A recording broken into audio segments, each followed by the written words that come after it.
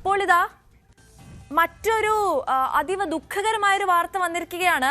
അതായത് ഇടുക്കിയിൽ നിന്നുമാണ്. ഇടുക്കി വാഗമണ്ണിൽ വീടിന് മുകളിലേക്ക് മണ്ണിടിച്ച് ഒരാൾ മരിച്ചിരിക്കുകയാണ്. വൈക്കം സ്വദേശി പ്രഭാകരൻ നായരാണ് മരിച്ചത്. ഇയാളുടെ മൃതദേഹം പുറത്തിറക്കാനായിട്ടില്ല. ഇതുമായി ബന്ധപ്പെട്ട കൂടുതൽ വിശദാംശങ്ങളുമായി തൊടുപുഴയിൽ നിന്നും PA സാഗർ ചെയ്യുന്നു. സാഗർ, ഇടുക്കിയിൽ നിന്നുമുള്ളൊരു വാർത്തയാണ് പുറത്തു വന്നിരിക്കുന്നത്. ഏറെ ദുഃഖകരമായ ഒരു വാർത്ത തന്നെയാണ്. മണ്ണിടിച്ചിൽ ഒരാൾ മരിച്ചു എന്നുള്ള വാർത്തകൾ വരുന്നു. എന്തൊക്കെയാണ് സാഗർ ഇതുമായി ബന്ധപ്പെട്ട കൂടുതൽ വിശദാംശങ്ങൾ?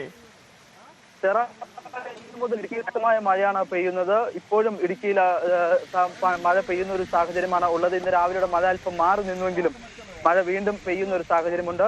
ഇടുക്കിയിൽ ഇപ്പോൾ 2 മരണമാണ് മണ്ണിടിച്ചിലിലും ഉരുൾപൊട്ടലിലും ഉണ്ടായിട്ടുള്ളത്. തൊടുപുഴയ്ക്കടുത്ത് കുടയത്തൂരിൽ അടൂർ മല ഭാഗത്ത് ഇന്നലെ രാത്രി 2 മണിയോടുകൂടി ഉരുൾപൊട്ടി.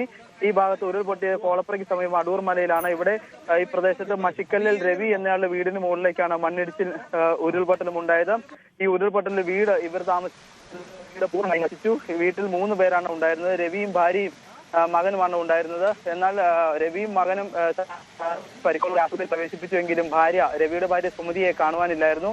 തുടർന്ന് നടത്തിയ തിരച്ചിലിൽ കുറച്ച് സമയം മുമ്പ് തന്നെ ഉരുൾപൊട്ടി അല്പം താഴെ ഭാഗത്ത് നിന്ന് സുമതിയുടെ മൃതദേഹം കണ്ടെടുത്തു ജില്ലാ ആശുപത്രിയിലേക്ക് മാറ്റിയിട്ടുണ്ട്. പ്രദേശത്ത് ഇപ്പോഴും മഴ ശക്തമായി തന്നെ അതുപോലെ തന്നെ വാഗമണ്ണിൽ മണ്ണിടിച്ചിലിൽ ഒരാൾ മരണപ്പെട്ടു എന്നൊരു വാർത്തയും ഇപ്പോൾ പുറത്തു വരുന്നുണ്ട്. മരണപ്പെട്ടയാൾ വൈക്കം സ്വദേശിയാണ്. ഇദ്ദേഹത്തെ മണ്ണിനടിയിൽ നിന്നും പുറത്തെടുക്കുവാൻ കഴിഞ്ഞിട്ടില്ല. അവിടെ പോലീസും ഫയർഫോഴ്സ് ഉദ്യോഗസ്ഥരും റവന്യൂ സംഘം ഉൾപ്പെടെ ഇദ്ദേഹത്തെ പുറത്തെടുക്കാനുള്ള ക്രമീകരണങ്ങൾ നടത്തുന്നുണ്ട്.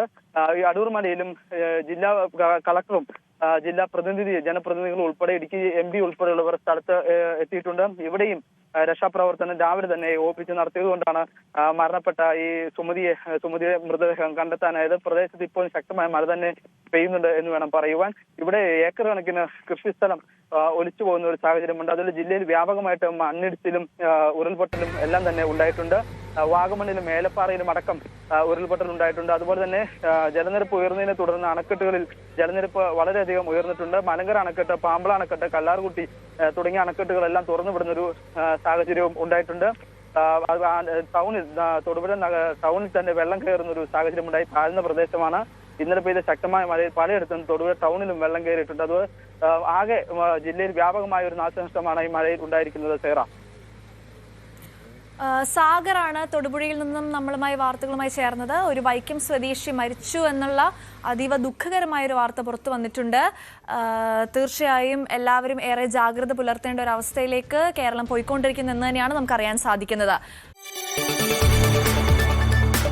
കൂടുതൽ വാർത്തകൾക്ക് News 18 Keralam YouTube channel subscribe ചെയ്യുക.